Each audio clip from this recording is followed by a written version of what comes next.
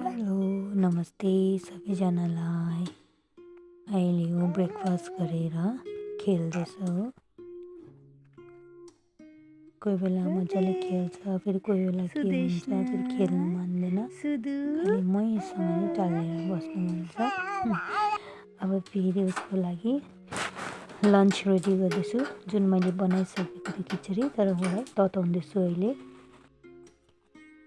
मैले यता काम गरुन्जेल उसलाई पनि यसरी किचनमा राख्दै के सामान दिँदै बोलाउँदै राखिरहेको छु। र खिचडी पनि रेडी भइसकेको छ र उसलाई म खुवाउँछु। अहिले जाडो पनि अलिक बढेको छ र जति सक्दो तातो तातै खुवाइदिन्छु। के यसरी बोलाउँदै के दिँदै खुवाउँछु उसलाई।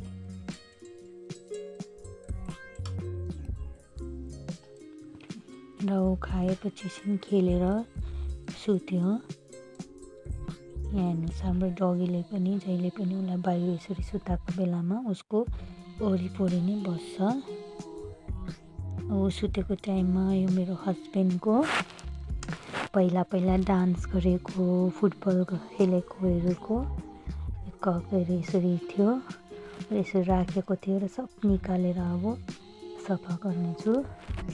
र डल्ले खोर्सानी पनि ल्याएको थिएँ, डल्ले खोर्सानीलाई पनि केही बोतलहरूमा हालिदिएर अचारहरू बनाउनेछु।